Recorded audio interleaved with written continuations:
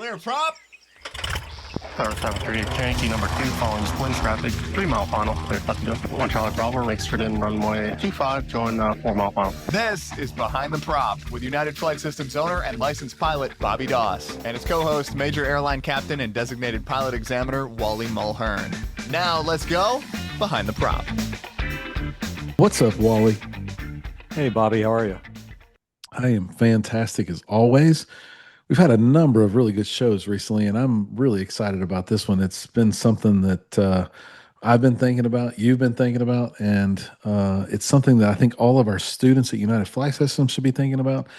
And the question is the title of the show today: could you handle an emergency tonight? We've done a couple shows on emergencies way back in the early days of Behind the Prop, but this is one that really resonates with me. It's not about can you handle an emergency, or it's not about nighttime.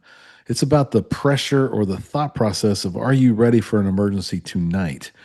I've said this a lot in my past at the flight school. I'm sure I've said it on the show, but you don't rise to the occasion, you fall to the level of your training. It's so true. Like if you we talk about instruments a lot. If you haven't flown instruments in 9 months and you shoot an approach to minimums, it's going to be really, really sloppy. Even if you do good, it's probably going to be sloppy. What are your thoughts on pilots, the people that you maybe examined recently? How ready are they for an emergency tonight? Yeah, I would say in general, not very. I think the name of the show, the title, that tonight is kind of hits home because it doesn't say can you handle an emergency at night. It says can you handle an emergency tonight. When I was young and dumb, not that I'm old and smart, but probably there was a period of time in my life where I believed that I performed better under pressure. And call it cocky, call it arrogant. I don't care what you want to call it, but there was a time where I really felt that. I've just watched enough. I've read enough data. I've read, seen enough YouTube videos, and I've made a 180-degree turn on that. I don't think well, I know you don't perform better. One thing I hear on check rides a lot from an applicant, well, I've never done that before. And I say, well, you did it 3 times on this one. And, it might be, I don't know, maybe not using the landing checklist. That's kind of something that really gets under my skin. And granted, in a Cessna 172, especially a fuel injected one, there's not a whole lot on the landing checklist of that airplane, but it's a mindset of performing the checklist. I've flown a lot of different Boeing airplanes, and there's basically three things on our landing checklist: speed, brake, gear, and flaps. 3 things I haven't memorized, but we still use the checklist. We still use the checklist because it's just a mindset. It's a mentality. And people tell me all the time, well, I have never landed the airplane without using a checklist, but they did it on all 4 or 5 of the landings that we did on the check ride. So, I kind of want to raise well, I shouldn't say the BS The flag, BS but meter. It's okay. It's yeah, okay. yeah, I'm kind of going, I don't believe you. I don't think that's an accurate statement. I was going to Um, call it the DPE effect. Like, surely that's just because you were in the airplane with them. well, they say that and I hear that a lot. And so from that standpoint, this is kind of going off on a tangent a little bit, but as instructors, we got to figure out a better way to stress our students. We got to put them under stress. And if you're at a flight school that has multiple instructors doing stage checks or having them fly with someone else, that helps a little bit. You're jumping in an airplane with someone who you really don't know. So, that's going to add some stress to it. But um, I, the the original question, I don't think they do better. One couple scenarios I give are a divert. Well, for a private commercial, we're required to do that. So I will give them a reason to divert. And I'm not going to go into, I'm not going to give away all my tricks, but I will say this. The reason to divert is time critical. Okay. So we may be flying away from an airport and we have a reason to divert. And we just keep flying away from the airport and away from the airport and away from the airport. And we're running checklists going away from a potential landing spot. So, I think that's kind of a basic premise. When I was flying the 777, we had a training scenario where we took off from Hawaii going back to the mainland. And again, this is training. It was actually checking. And prior to our point of no return, we call that our critical point. Prior to our critical point, we had a fairly significant emergency. And, when I flew this scenario, I knew I was going back to the islands. I didn't know where I was going back to. I didn't know if I was going to go to Honolulu. I didn't know if I was going to Kona. I didn't know if I was going to Maui. I think we had taken off from Maui. I didn't know where I was going to, but I knew I was turning around. I wasn't going to continue towards Southern California. So, in this scenario, I said the first offer, let's turn the airplane around and point the airplane back towards the islands. That's where we're going. Then we'll get weather. We'll check NOTAMs. We'll talk to dispatch, and we'll pick the airport we're going to. But let's at least get the airplane headed in the right direction. And that practice prepares you. And we're going to get into a whole lot of content tonight. But the reality is emergencies, we talked about at night, but this is about tonight. If you fly and you're proficient and you're good, I think the big question is how proficient and how good are you at handling a slew of emergencies that may happen?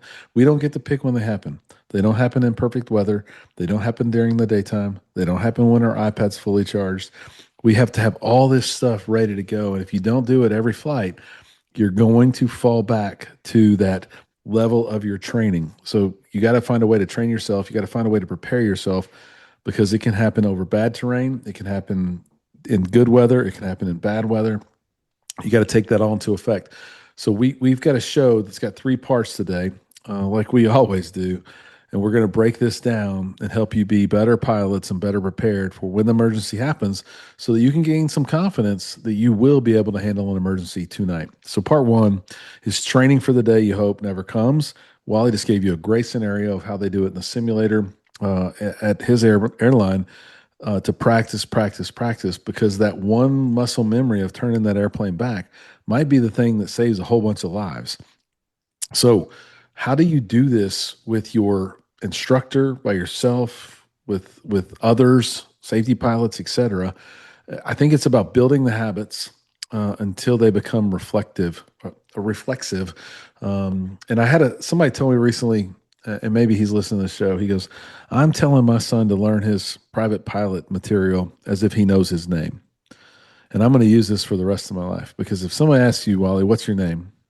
You know the answer, and you don't have to dig deep and go into a Rolodex in your mind and think, is it Walter? Right. Is it Wally? Is it Mr. Mulhern? If someone says, what's your name? It's a one-word answer. Yeah. And if you knew the material, which none of us know the whole private pilot book like this, but I thought it was a really cool way to say, do you know it like you know your name? Because many people don't know stuff like that. So I think this is where, if you are that reflexive on it and you know it like you know your name, you're going to do really, really good. And so that might be the utopia that we all shoot for. How do we get to that point? What are some things that you think private pilot applicants that just graduated or just got their private pilot certificate, what do you think are some of those things related to emergencies that they should know like they know their name?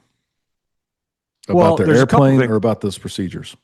Yeah, I mean, one thing I ask, and I'm just going to throw this out there, because if everybody out there knows this, and I'm not talking about just preparing for one of my check rides. I think if we know this, we're all better off.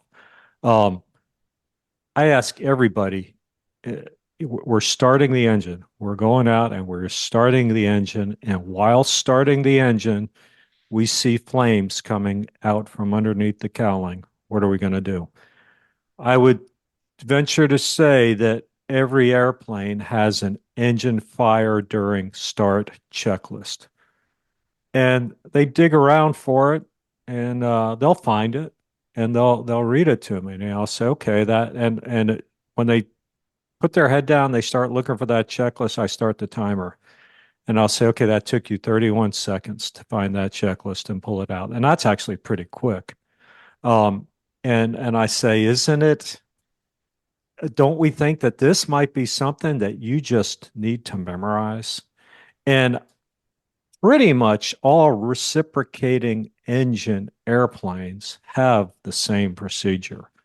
It is for this, it's shut the fuel off via the mixture and continue to crank and try to get the flames out. I mean, we're eliminating fuel, which is one of the three things we need for a fire. Okay.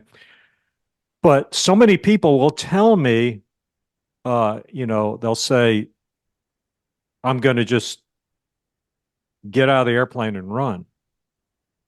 I say, okay, well now, and maybe that's not a bad thing to do, but I'll say, well, um, now the airplane's blown up, and now the one next door to is on fire. Now the one next to that is on fire. You could cause a big problem. So it doesn't follow the procedure, and you could do more damage.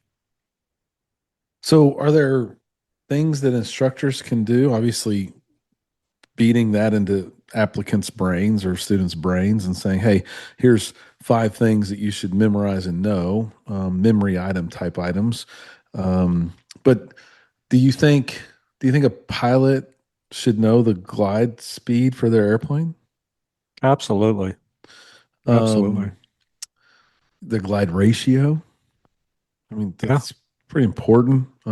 Yeah. So I think there's a handful of things that we should all kind of be able to say from memory that will make us safe. And if you upgrade, then you meaning go from a 172 to 182, then you need to understand that aircraft's stuff.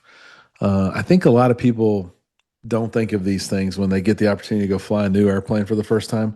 Like, let's say I get to go fly an SR-22 and I've never flown one, and the guy or girl that I'm flying with is first in that plane.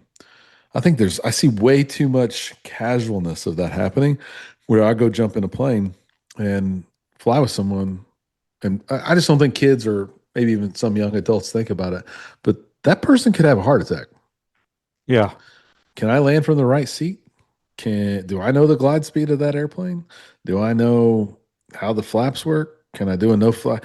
Can you do a no flap landing in a Cirrus? Of course you can do one because it says in an emergency you can do anything, but it's not approved under normal operations. Like there's all kinds of stuff that we would just never know if we don't try to be prepared for those sorts of things. So know your stuff. I can't stress chair flying enough. Knowing your maneuvers guide and being able to work through those emergencies. We could talk for days about that. The other one that I stress on iron instructors is really scenario based decision making. You talked about it. Like, why are we flying away from the airport? Don't let that happen. Turn back. Be reactive to that. Know that like you know your name. If you have an emergency and the airport's 2 miles behind you and the next one's 10 miles in front of you, it's kind of obvious where you should go. But if you don't turn back, you're not going there. Are there Yeah. things that And you do in your training or when you're instructing or you tell instructors, are there scenarios that you share with them that they could do to make pilots better for that emergency tonight? well, another one that I give is I say, okay, here's the scenario. We have low oil pressure, we have high oil temperature, and there appears to be oil all over the cowling. And so most airplanes will have a low oil pressure checklist, which tells you to bring the power back to idle. Well, I mean, what are we going to do? Are we going to land in a field or are we going to try to make it to that airport 5 miles away? Now, I can't say landing in a field is the wrong choice because if you pick a good field and land and live, that's probably better than trying to make it 5 miles to that airport and crashing in a neighborhood. But it's something just to think about. I know what I'm going to do. I'm probably going to go for that airport as long as that engine is running. Um, but I'm going to have something very close in my hip pocket to land that airplane somewhere other than that airport. There's just so many different scenarios. I'll say to people in a debrief. One scenario I'll give is I'm having a medical emergency. If you're out driving between two towns, you're out in the middle of nowhere, and the passenger in your car says, "I think I'm having a heart attack." I think as the driver, you're going to think to yourself, "Hey, the town behind us is closer. I'm just going to turn this car around and aim toward that town." At least if I'm that person having that heart attack, I'd hope that's what you would do. Or, if the town in front of you is closer, you're going to go for that one. And I hope you put the pedal to the metal. No doubt. Are there ways to practice this when you're alone? I have a few that I'll share, but what are your thoughts about practicing this when you're alone? And I'll say this to my solo students out there: you're still a student. Don't do this when you're alone as a solo student. But let's say I have my rating. What are some things that I can do to practice some of these emergencies by myself to keep my skills up? If I'm working on my instrument rating, yeah, I'm doing some training with an instructor and we're going through the books and training, but I'm probably doing some other flying. I might do some time building, cross country work. How do I keep my skills rich by myself? Yeah, well, you got to try things. One of the maneuvers that we are required to test on a commercial is a power off 180. And basically on downwind, we pull the power and we need to land the airplane on a spot. And to the instructors out there, I think that's a great maneuver if the situation is right to do with your your student pilots. When I say student pilots, I mean true student. You got a student pilot certificate. Um, I was always taught, I mean, and this came from my father a long time ago, never be so far out in the traffic pattern that you can't make it to the airport if you lose an engine. So when I fly the traffic pattern, my patterns are tight. And if you're a controlled airport, sometimes you can't do that. They're going to have you extend, they're going to have you widen out or whatever. But by default, my patterns are really tight. I'm staying within glide range to the airport. Another thing I see is we're coming back to the airport after being out and doing some maneuvers, and I'll typically tell the applicant, okay, we are lost. Take me back to XYZ airport. Altitude is your discretion. Everything is available to you. And let's say we're 18 miles out, 20 miles out. The applicant will usually climb up to, or depending on where we are altitude wise, we'll climb up to a couple thousand feet, but we descend way, way far out there. And Mm. I want to stay at 2,000 feet till, if I can, until I'm about a 6 mile final. Or 6 miles from the airport. Now, a lot of times we have one airport right now that ATC will ask you to enter the delta at traffic pattern altitude. So, that kind of puts some limits on that. When you talked about power off 180s, I don't, just so everyone's clear, we're not saying teach the commercial maneuver to the student pilot. We're saying pull the power in the downwind so they can actually get to the ground, because all the other examples are above a field and we're probably going around at 500, 600, 700 feet AGL, right? This is let's see if they can really make it all the way down. And they don't have to land on the same 100-foot spot that a commercial pilot has to land on. This is just, can we get to the runway, right? I do that at nighttime. I think when I do night currency, I try to do my 3 laps. Two of those, I'm trying to do power off 180s. Again, I'm not trying to land on the exact same 100 feet. I'm trying to make sure I make the spot, the runway, the place I'm trying to get to. Coming up short, and when I do come up short, I have power, so I get to go around, or I get to get a little bit further off.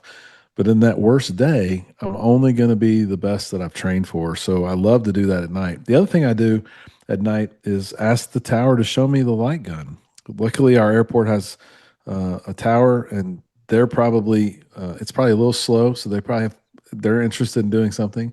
And I ask them to show me the light gun signals, and I ask them to go through different ones just so I can see all of them. And I'm kind of reworking that memory in my brain about what is steady green? What does green flashing mean again? We can all lie and say we have them all memorized, but we probably don't have them memorized like we need. But man, when my cell phone's dead and my radios are out, I'd like to know what they're telling me to do. So it's best to practice that over and over and over again. We can probably default to green is good, red is bad, but come on, we need to know. There's only 6 or 7 of them total, so we should know those for sure. What do 2 reds and a flashing orange mean? No such thing, but I probably would turn away. Okay, it means that the Coke machine in the tower is out of Coke and Dr. Pepper and use Oh, there you exact go. change Yeah, only. there you go. The young people don't understand what use They don't exact know what you change only mean. means. Yeah, they're just tapping their phone on the Coke machine. Why would you Anyway, have exact change? Venmo always has exact change, Wally. yeah, Always. exactly. Exactly. So practice those things. I think it's really important that you find ways to keep your skills up. Obviously, that's pretty simple instruction from 2 guys on a podcast. But if you want to have those habits be as good as they can be, training for the day you hope never comes is the best thing you can do.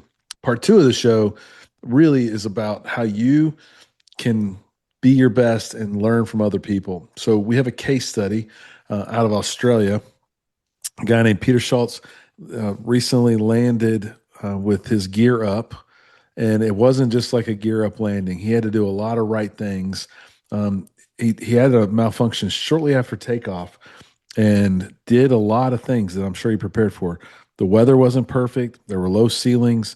He flew for almost 4 hours, Wally, to burn off all the fuel in his airplane, which would have to be pretty stressful when probably doing a lot of troubleshooting, probably trying to do hand cranking all by yourself in an airplane for 4 hours, knowing that it's not getting any better and that you're about to tear up what I presume is his airplane.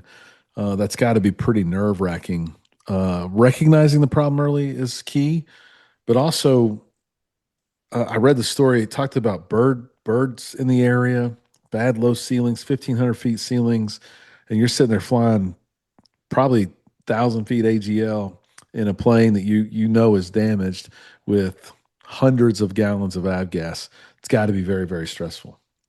Yeah, absolutely. So what did this guy do right? I think it was the story was that I read. I don't know him, but he kept his calm. Another story that you shared with me recently was the solo student that was going berserk in the plane, right? Don't know that helped her in any way, but for Peter, staying calm, following the checklist, trying everything, knowing that as important as gas is to us, you don't want it if you're going to land on the belly of an airplane. So you want to burn as much of that off as you can. It's you got to do the right things, and you got to know your airplane. You got to know your POH. You got to know what to do and how to do it. What can we all learn from somebody who walks away from an outcome like that, Wally, that did the right things? I think keeping your calm is number one. So I will say to a lot of people, what's the first thing you should do in an emergency situation? And the answer is breathe.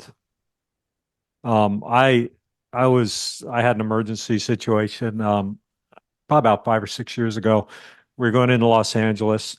I was in the right seat of a 737. I was giving OE to a new captain in the left seat, and I don't know, we were maybe on a 10-mile final, and we got a call from the back, which tells me that there's something bad going on back there because normally they wouldn't call us on sterile cockpit. But I picked up the handset and they said, we've got a guy who is on the floor in the aft galley. He's not breathing, no pulse, nothing. They said, we've got two doctors who are back here working on him. We're on a 10-mile final. That's about 4 minutes out. Not really time to do anything. And I said, okay. I said, just we will declare an emergency. I don't know if they'll have time to get emergency equipment for us. And so I put the handset down. I was about to key the mic and call ATC. And this may seem kind of ridiculous, but before I said anything, I stopped. I took a deep breath and I said to myself, cool pilot voice.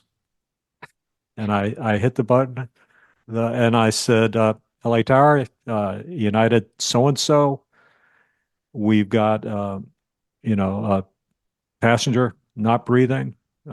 We have medical people working on him. We're declaring an emergency. And ATC was, man, they were good. We were landing on an outboard runway. They immediately cleared us over to the inboard runway. They basically shut traffic down in the airport. We got to the gate, and when he left on a gurney, there was a doctor doing CPR on him. And I don't know what the eventual outcome was, but um, you gotta remain calm. Mm. Yeah, I think the lesson that I learned from reading the article and learning more about this situation was that his brain had been there before. It wasn't the first time he had experienced it. It might be the first time he physically experienced it. It's probably the first time he ever did a belly up landing, but his brain had practiced it. He had been there before many, many times. He knew what he would do if it happened when he took off. He knew that he was going to fly around for 3 or 4 hours. He knew what to do, and his brain had been there before. And that's the best advice that I can think to give anybody is Yeah. your brain has to be there at least once, because if it's never been there, you're not going to know what to do. I remember Part when I three. first started flying charter a long, long time ago, doing some training and talking about things, and because the discussion came up of how are you going to handle a partial gear up landing? Are you going to land with two gear down and one up, or are you going to try to get them all up and do a belly landing? What are you going to do?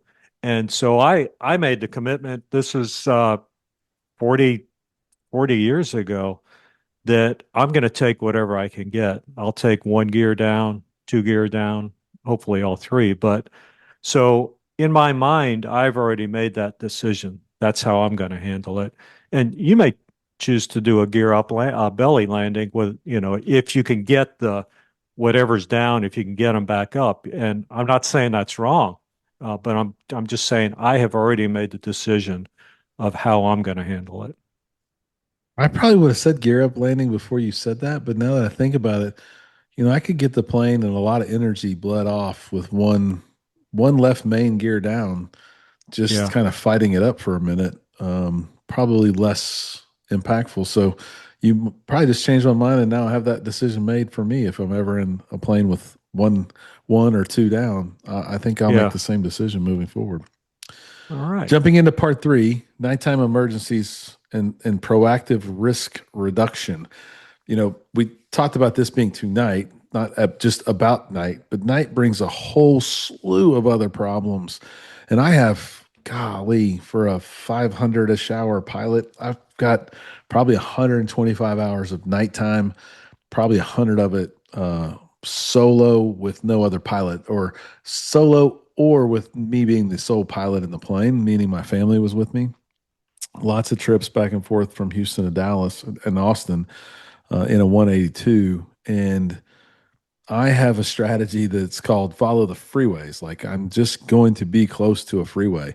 I look at freeways as a 150-mile runway as far as I can go. And it's not always convenient. It's probably not always the most fuel efficient route. It's probably not always the most economical route. But man, I would hate to be over some dark terrain in Houston slash Dallas slash Austin, farmhouses, cows. Any of that's going to, power lines, power poles, rivers, creeks. None of that's going to be fun with one, two, or three gear down. Um, so I've just kind of always cheated towards a freeway and known where the closest airport is. But night brings a whole other slew of problems that we're probably going to have to be prepared for.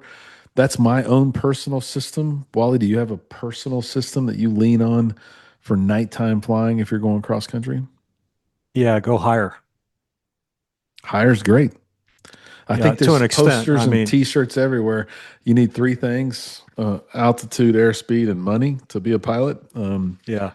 Altitude is your friend, no question.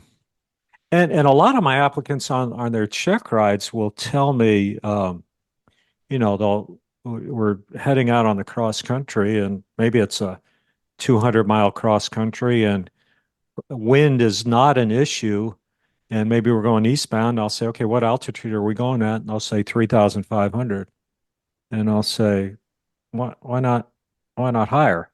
And the answer I get a lot, and again, there's nothing wrong with 3,500. But the answer I'll get a lot of times is, well, I've never been higher than that. So to you CFIs, I mean, if you can get a student up to 7,500 feet, 8,500 feet, man, go for it. I think it's not too long ago, I had a check ride. I don't remember if it was a twin engine airplane or not, but uh, we had a broken or probably a broken layer, and we were able to navigate, climb above the clouds. But to get proper cloud clearance, we're up at about 8,500 feet. And the young man said to me, "Wow, this is the highest I've ever been." He said, "It really feels different up here, and it does. I mean, the airplane's going to take more power. We're going to lose power as we get up there. It's just different." So, to the CFIs, I would encourage you to get your students to get up there. But if I've got altitude, let's say an airplane, it comes down, and let's just make the math nice and easy. Let's say it's 500 feet a minute. If I'm at 8,500 feet above the ground, I've got 17 minutes before I'm going to impact the ground at 500 feet a minute. And it's probably a little bit higher than that, but just to make the math nice. So 17 minutes I've got, and that glide ring, most of us are using ForeFlight. We have a glide ring. They have a new feature in there that helps us with figuring these things out. But I've got a lot more options at a higher altitude. That new feature, we talked about it before we got started. It's called emergency glide mode, and it's automatically active on your ForeFlight if you have it. I think it's automatic no matter what, but it puts airports, circles airports, shows you flat land, day or night. It gives you a little bit more help than what you probably think you have with just the glide ring by itself. Very, very useful piece of technology built into that. Yeah, I mean, So it just improves the odds. If you've yeah, got and it might not be perfect, but I'd rather have no. it than nothing. An Well, abacus I mean, versus ForeFlight with emergency glide mode. I'm going to take a emergency glide mode over an abacus. absolutely, absolutely. So we have a few lightning round thoughts, and we won't go into each one of these, but I want to ask these, I think, Wally, as rhetorical questions to everyone listening, no matter where you're at in your pilot career. Think about these things and think about how you really, really, really would react, or what would you really do in these scenarios, and tell yourself, this doesn't have to be something we're going to shame anybody on. I'm shameful about one of them that I would have a lot of hard time with, and I won't even tell you which one it is. But if you think about this, if you had engine roughness at night over a city, what would you do? I mean, I'm gonna aim for the airport and go land. there you go. If you had an electrical failure 20 miles from your destination at night, what are you going to do? Well, There's lots of, we could tell you what we would do, but there's lots of scenarios where that might not work for you. But there's probably not a wrong answer, but you got to have an answer for that. You got to know what you would do tonight. right, You right. can't not have a plan. Night VFR with lowering ceilings, and you're not instrument rated. God, that one's scary to me, especially if it's pitch black, man. I've flown a lot of night IFR, and I've flown some night IFR really bumpy with my wife. I don't think she'll ever go with me ever again, but you have to know what you're going to do if you're not rated and you can't get through that cloud layer.